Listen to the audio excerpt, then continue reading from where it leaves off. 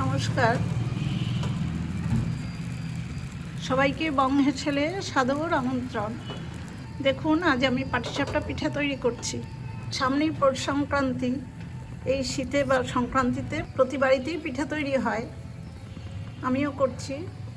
বাঙালিদের অতি প্রিয় পাটিসাপটা পিঠে। এই পিঠে হলে আর অন্য কোনো কিছু খাওয়ার ইচ্ছে আসে না।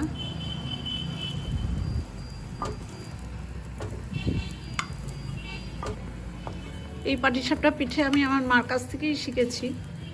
আমার এই পিঠে তৈরির রেসিপিটা এখন আমি আপনাদের সাথে শেয়ার করব।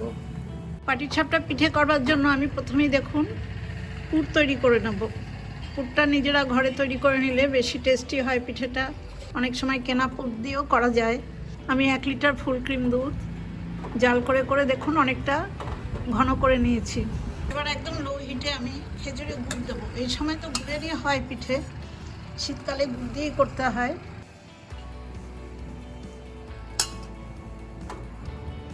খেজুরের গুড় দুধে দেওয়ার সময় ফ্লেমটা সবসময় লো করে দিতে হয়। মিডিয়াম টু হাই ফ্লেমে আমি দুধটা আবার বেশ কিছুক্ষণ ফুটিয়ে নিলাম।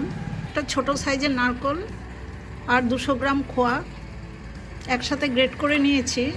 মিক্সিতে এই পেস্টটা আমি দুধের মধ্যে দিয়ে দিলাম।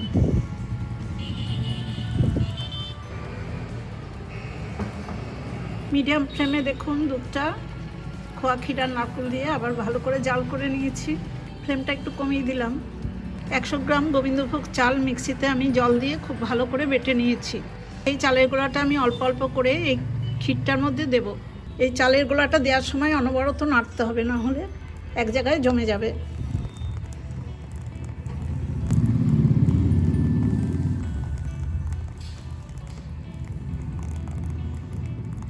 গ্রাম চালের গোলাই আমি দিলাম। যেটুকু পাতলা আছে ওটা ভালো করে জাল করে করে আমি শুকিয়ে নেব। মিডিয়াম ফ্লেমে প্রায় 10 মিনিট মতো দেখুন আমি জাল করে নিয়েছি। অনেকটা শুকিয়ে গেছে। এখনও আরও কিছুক্ষণ আমি জাল করে একদম শুকিয়ে ফেলবো। একদম হয়ে গেছে, কড়াই থেকে ছেড়ে আসছে। এই অবস্থায় আমি একটা থালায় এই পুরটাকে ঢেলে দেবো। এই থালাটাতে আমি একটু ঘি ব্রাশ করে নিয়েছি, সেই থালাতেই আমি পুরটা ঢেলে দিলাম। একটু এইভাবে ট্যাপ করে দিলাম, সব জায়গাটা সমান হয়ে যাবে।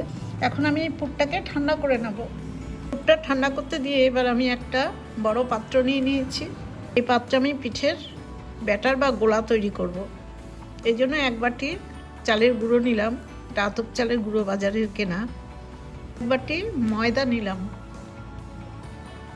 1 কাপ গোবিন্দভোগ চাল মিক্সিতে ভালো করে জল দিয়ে বেটে নিয়েছি। এই চাল গোলাটাও দিয়ে দেবো।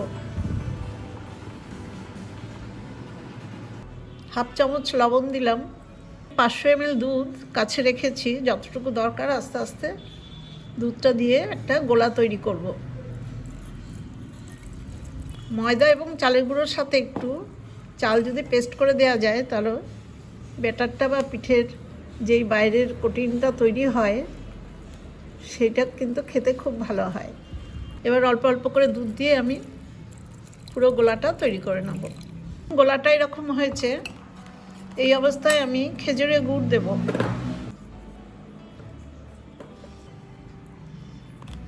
এই গুড়টা আস্তে আস্তে এর মধ্যে গলিয়ে দেব ভালো করে। আমি একটু হাত দিয়েই করছি।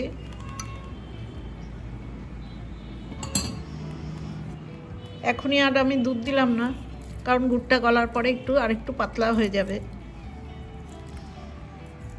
পিঠের গোলাটা আমার তৈরি করা হয়ে গেছে। গুড়টা খুব ভালোভাবে মিশিয়ে দিয়েছি। আমার 500 ml দুধই দরকার হয়েছে। ঠিক দেখুন কনসিস্টেন্সিটা এরকম হবে। এই সময় আপনারা মিষ্টির পরিমাণটা নিজেদের পছন্দ মতো দিতে পারেন। পুরটা যেমন খুব টেস্টি করে তৈরি করতে হয়, তেমনই পাটিসাপটা পিঠের বাইরের কোটিংটাও খুব স্বাদের হতে হয়। তা না হলে কিন্তু পিঠেটা খেতে ভালো লাগে না। 10 মিনিট মতো এই ব্যাটারটা একটু রেস্টে রেখে তারপর পিঠেগুলো তৈরি শুরু করব। পিঠেগুলো তৈরি করবার জন্য দেখুন আমি গ্যাসের উপরে লোয়ের থেকে একটু বেশি আছে একটা ফ্রাই প্যান বসিয়ে দিয়েছি ছোট। আর একটা ছোট বাটিতে 1 চামচ গাওয়া ঘি আর 1 চামচ সাদা তেল নিয়েছি। তেল ঘিটা আমি ফ্রাই প্যানে ব্রাশ করব। ব্রাশটা কিন্তু আমি একটা বেগুনের বোটা দিয়ে করব। এই দেখুন, একটা বেগুনের বোটা নিয়েছি, এটা দিয়ে ব্রাশ করলে কিন্তু আমার মনে হয় খুব সুবিধা হয়। আমার মার কাছ থেকে আমার এই পিঠের শেখা। উনি এরকম বেগুনের বোটা দিয়েই তাওয়াতে লাগাতেন। ঘি আর তেল ব্রাশ করে নেওয়ার পর আমি ফ্রাই প্যানে এক হাতা ব্যাটার দিয়ে দিলাম পিঠের। দেওয়ার সাথে সাথেই কিন্তু আমার ব্যাটারটা পুরো প্যানটাতে ঘুরিয়ে দিতে হবে, একদম গোলভাবে। দেখুন সুন্দর করে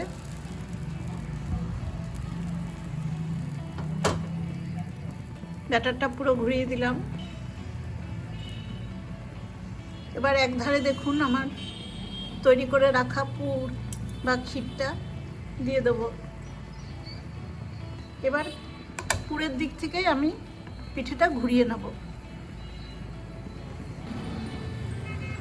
এই পিঠে মোটামুটি সবাই করতে পারেন, তবু আমি আমার মতো করে দেখাচ্ছি।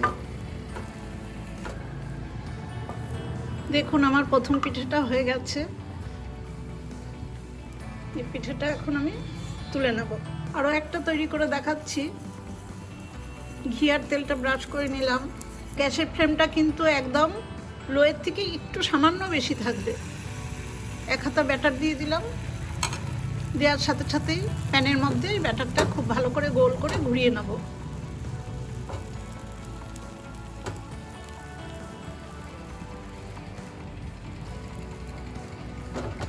ঘুরিয়ে নেওয়া হয়ে গেছে।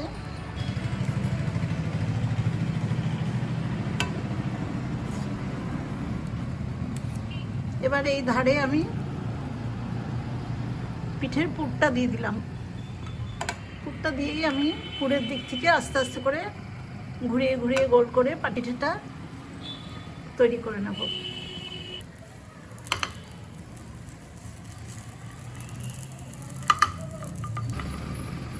দেখুন আমার দ্বিতীয় পিঠেটাও হয়ে গেল। এই পিঠেটাও আমি তুলে নেব। এইভাবে আমি একটা একটা করে সবকটা পিঠেই করে ফেলবো। পাটিসাপটা পিঠেগুলো সব তৈরি হয়ে গেছে। আমি একটা প্লেটে সার্ভ করে দিচ্ছি।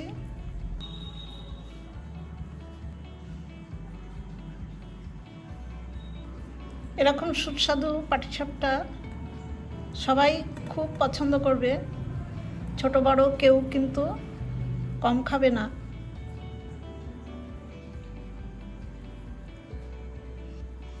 আপনারা এইভাবেই তৈরি করবেন।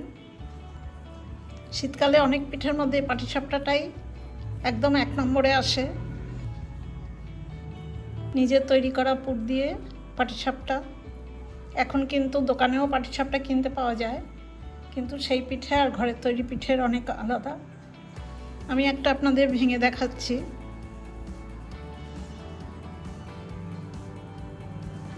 দেখুন পিঠেটা ভেতরে পুর। এরকম গুড় দিয়ে পাটিসাপটা এই সময় আপনারাও একবার করে খেয়ে দেখুন। আমার এই পিঠে তৈরি করার রেসিপিটা দেখে আপনাদের যদি ভালো লাগে তাহলে আমার ছোট্ট চ্যানেলটাকে সাবস্ক্রাইব করে আমার পাশে থাকবেন। বেল আইকনটাও প্রেস করে দেবেন, লাইক করবেন, শেয়ার করবেন আর কমেন্টস করে জানাবেন কেমন হলো। সবাই খুব ভালো থাকবেন, সুস্থ থাকবেন। ধন্যবাদ।